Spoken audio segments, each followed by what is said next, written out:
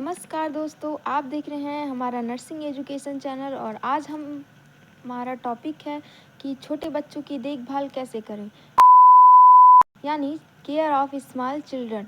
तो यह वीडियो खास तौर पर नर्सिंग स्टूडेंट और एएनएम जेएनएम स्टाफ नर्स और नए माता पिता के लिए बहुत उपयोगी होने वाला है। तो आज हम इस वीडियो में विस्तार से समझेंगे कि छोटे बच्चों की सामान्य देखभाल यानी नवजात शिशु की सामान्य देखभाल हमें कैसे करनी चाहिए। तो सबसे पहले हम बात करते हैं कि छोटे बच्चों की देखभाल क्यों ज़रूरी होती है। तो जीवन के पहले 5 वर्ष में बच्चों के विकास के लिए सबसे महत्वपूर्ण होता है। इस दौरान सही देखभाल से बच्चों की शारीरिक वृद्धि अच्छी होती है और मानसिक विकास भी सही होता है। बच्चों के बचाव होते हैं, मृत्यु दर कम होती है। इसीलिए नर्स की भूमिका यह बहुत महत्वपूर्ण होती है।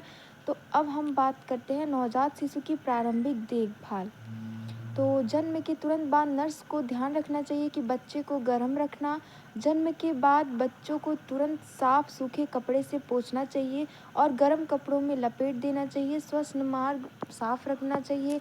अगर बच्चे को सांस लेने में कठिनाई हो रही है तो तुरंत मुंह और नाक साफ करना बहुत ज़रूरी होता है। त्वचा से त्वचा मतलब स्किन टू स्किन कांटेक्ट और माँ और बच्चों का संपर्क मतलब बच्चे के लिए बहुत लाभदायक होता है। स्तन की शुरुआत, तो जन्म के 1 घंटे के अंदर स्तनपान शुरू कर देना चाहिए।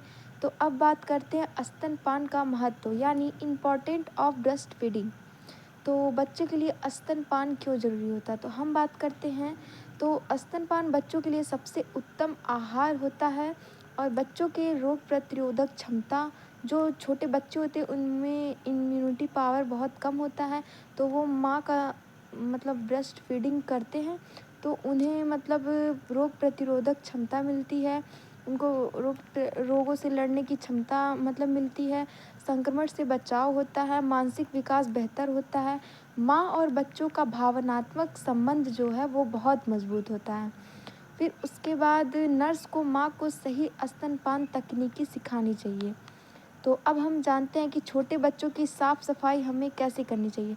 तो साफ़ सफाई बच्चों को संक्रमण से बचाती है। ध्यान में रखने वाली बातें ये हैं कि बच्चों को रोज़ नहलाना चाहिए और कपड़े जो हैं उनको साफ़ सुथरा पहनाना चाहिए, हाथ धो के उनको टच करना चाहिए और उनके नाखून जो है प्रॉपर छोटे छोटे होने चाहिए। तो उसके बाद डायपर को हमें समय समय पर बदलना चाहिए और नर्स को माता पिता को इन सभी बातों की जानकारी देना बहुत ज़रूरी है। तो अब बात करते हैं हम टीकाकरण यानी इम्यूनाइजेशन।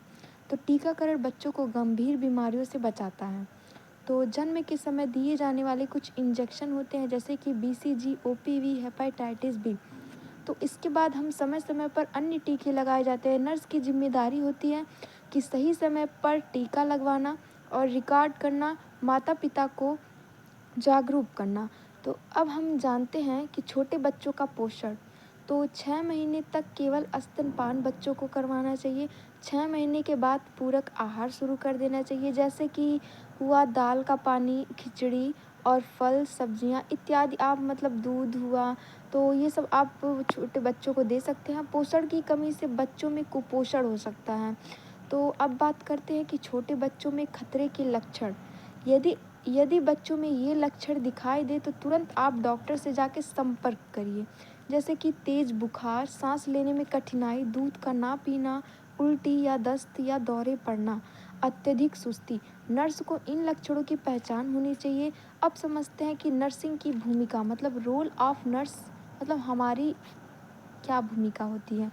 तो नर्स की जिम्मेदारियाँ ये होती हैं कि बच्चों को नियमित उनका स्वास्थ्य की जांच करनी चाहिए, टीकाकरण सुनिश्चित करना चाहिए, पोषण की जानकारी देना चाहिए।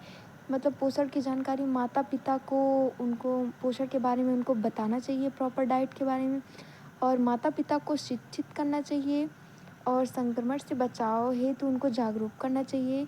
और अगर आपको खतरे के लक्षण मतलब इस तरीके से नज़र आते हैं तो माता पिता को दी जाने वाली महत्वपूर्ण सलाह जैसे कि बच्चों को केवल माँ का दूध दें और समय पर टीका कराएं, साफ सफाई पे अत्यधिक ध्यान दें, संतुलित आहार दें, बच्चों को प्यार दें और सुरक्षा दें।